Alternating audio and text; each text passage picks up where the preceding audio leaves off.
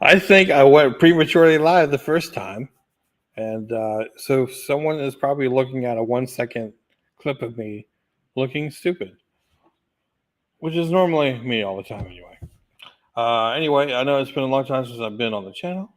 I just thought I would do a quick thing about Pro Tools and DigiTech. So two things that kind of happened recently. I'll start with DigiTech. Digit Digitech has been sold to who have they been sold to? They've been sold to Cortec. So if you're not familiar with Cortec, you're probably familiar with the brand name Cort. Cort makes guitars for pretty much every and high-end guitars for a lot of companies. So they make Paul Reed Smith, the Epiphone line, there's an Ibanez line that they make, and also Cort guitars and a few other guitars as well. So they're making really good guitars for other people. They also make electronics and amps. So if you have the PRS amps, it's made by Cortec overseas, and electronics as well. So Digitech has been sold to Cortec by Samsung, who owns Harman and that entire group as well. But I think that the Digitech woes kind of started sooner than Samsung took over. I'm pretty sure that Harman kind of laid off a lot of the Digitech people. I'm not sure about the DoD people as well. But Digitech wasn't doing anything, and I think we all knew that. Other companies are coming up with all sorts of new gear, and Digitech just wasn't. Like I have the RP. Actually, I started using Digitech products back in the 80s. I think my first gear was the GSP 21 Pro, which was a single rack space guitar processor, had all the sounds that you wanted. The Pro model had some presets that were presetted by a lot of famous artists like Steve Lukather, Steve Morse. There's a lot of cool sounds in there. Steve Vai, I think, had a couple sounds in there, a couple patches. And then after that, I upgraded to the Legend, the 21 Legend. And that happened because I was having problems with the Pro. And I talked to Digitech. I'm like, look, we're having a problem with it. What if I just pay you the difference and you send me the Legend, which is the new model? In which they just said, how about we just send you the Legend? So they did that, no cost. And the thing was perfect. It ran very well. It's all solid state, by the way. But the sounds in that thing were like fantastic. The upgrade to the Legend gave me cabinet emulation. So the 21 Pro had speaker simulation, which was still good. But there was a cabinet emulator in the Legend that sounded much better than the speaker simulator. After the Legend, I bought, I think, a DoD little floor unit. I forget what it's called. It got me through a couple years. Sounds were pretty good. Nothing too fancy though about that. But then a few years after that, I got the 2112, which is the 2-rack space, 2-tube in the preamps. And again, some of the presets in that were presetted by a lot of famous people and really good guitar players. I still have that unit. And I still use it. If you look at some of my older videos I've done live or recorded, you'll see a little blue thing in the background. That's that, because it still sounds really good. So after that, I got the Digitech RP 1000, which is the floor unit, which I don't know if that introduced it or not. They probably have introduced some sort of emulation before that, or modeling system before that. But this was a floor unit, 10 pedals, 2 rows of pedals on there, and it had like the newer emulations, so you can pull up a Marshall or pull up Johnson or a Tube Screamer and have those things emulated in the solid state environment. And I use that probably on stage more than I've used anything else that I've had from them.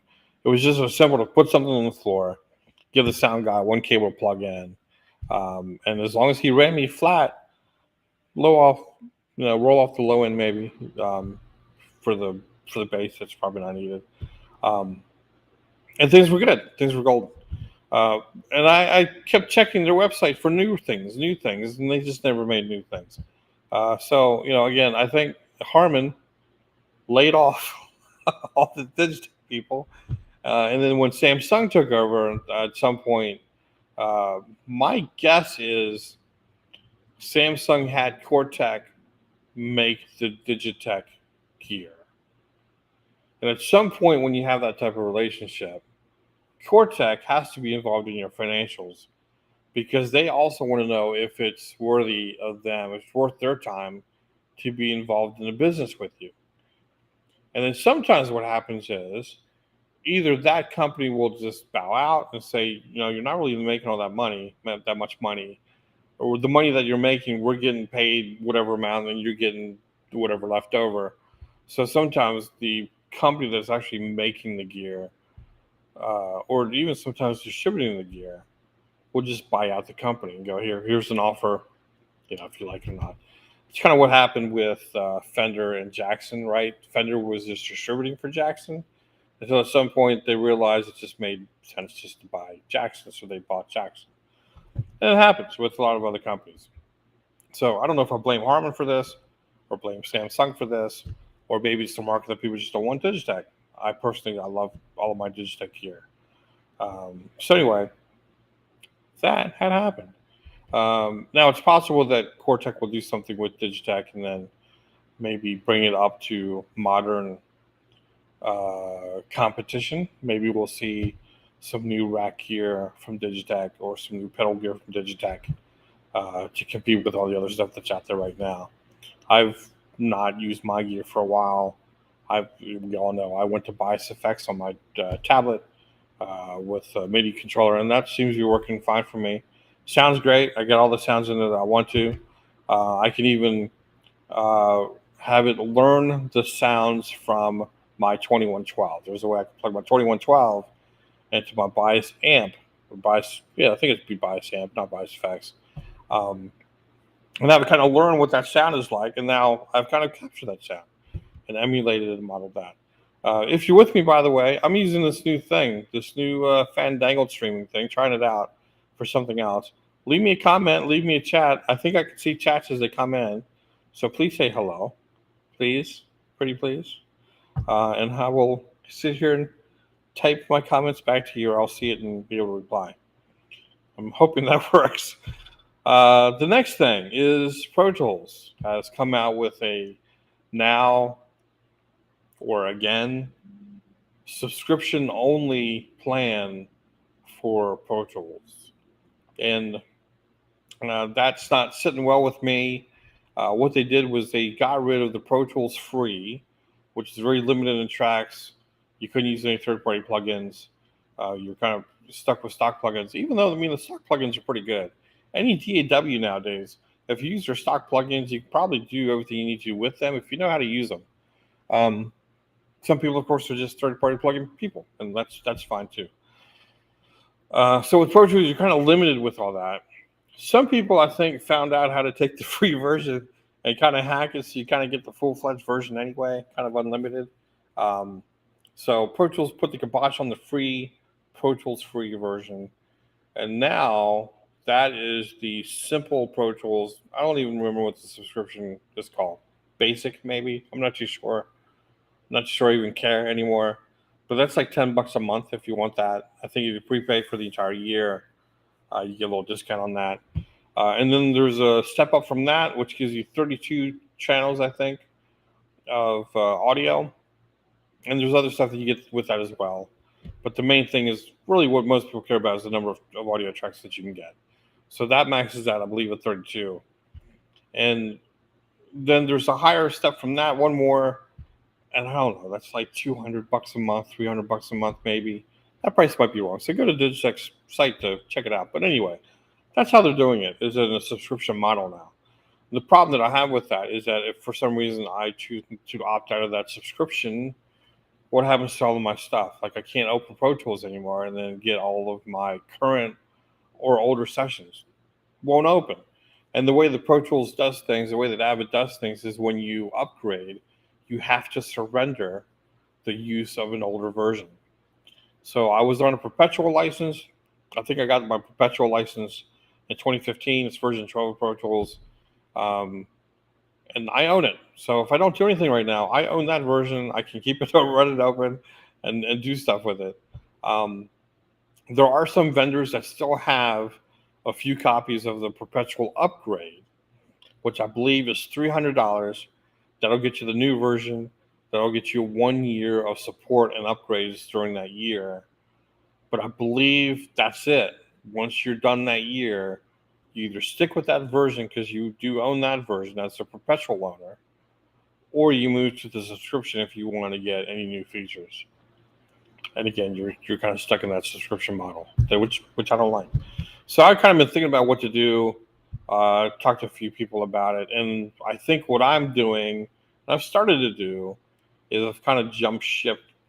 Jump ship is kind of a weird term. I still have Pro Tools installed on my laptop. It'll still run, so it's there in case I need to use it. But I've also installed Reaper. For $60, you can't really go wrong with Reaper.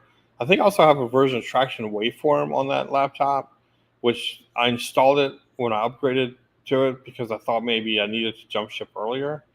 Um, Pro Tools was making some changes. David was making some changes in Pro Tools, and I wasn't sure if I was going to stick around back then, back in 2015. So I upgraded Traction to Waveform then so that I could have something newer to work on as well.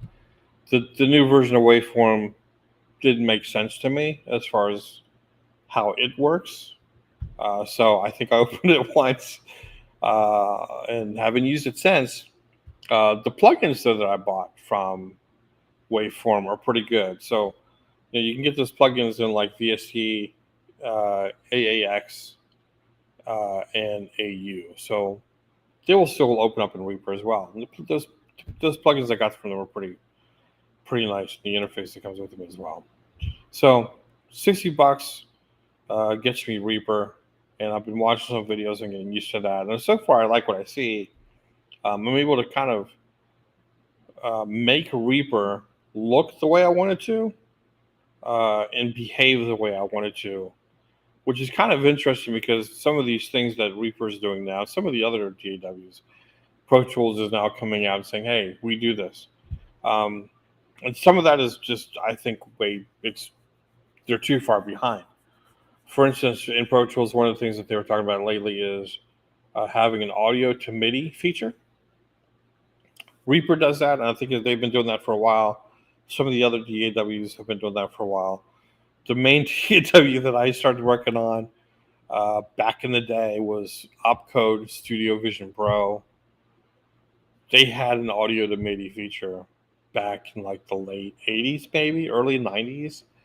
And so for Pro Tools all of a sudden to say, hey, we have this cool new feature, when in Studio Vision Pro, you could have done that a long time ago. I think there's issues there. So you can get the subscription and then get the updates, but their updates seem to be few and far between as far as any usable updates. Reaper seems to be updating more often and fixing bugs more often. And the version that I buy for $60 now, which is version 6, gets me all the updates up to version 7.99. So when version 8 comes around, I'll have to drop another $60. And I think I can probably handle that. Wow, that was weird. Like EOS utility went out, but I'm back. Never really went anywhere. And so anyway, that's the state of things, of where I am with Pro Tools and Harman and Digitech. And I think Samsung is, by the way, is also making some other weird changes. If you go to Harman's website, you can't find an Infinity speaker thing anymore. They have something called Infinity Lab, which is like pocket-sized battery charging things. Like they're trying to make Infinity Lab kind of like an Anchor. And it's kind of hard to compete with Anchor with some of the stuff that Anchor does. I did see somewhere that there's an Infinity Bluetooth speaker that looked really cool, but the closer I kind of saw images of it, it looked just like a rebranded JBL Bluetooth speaker, which those are fine and fantastic. But because I have one, I also have an Anchor Bluetooth speaker, which is fine and fantastic too. So it's just it's just weird. Infinity is like that's being carved out, and it kind of makes sense a little bit. You have JBL right as your as your premium line. I've always liked the sound of Infinity's better, but if you're Samsung and you're thinking, why do I need two speaker brands under me? You probably don't. And headphone brands as well. So they have AKG and JBL. So what's going to happen there? No one really knows. So anyway, I'm hoping for good things from DigiTech. If I doubt it, but if anyone in Cortec is paying attention, I'm sure all those Digitech programmers and specialists and workers in Salt Lake are still there. You can probably reach out to them and get some help. If anyone has any insights on reperforming, I'm happy to listen to them. Please put a comment down. I see there's two people with me. It doesn't tell me who they are, but I see there's two people here. So please leave a comment. Please leave a chat. I'd like to see a chat. People used to leave chats all the time, and now people just pretend they don't know who I am. But that's okay, because sometimes in the morning I forget who I am.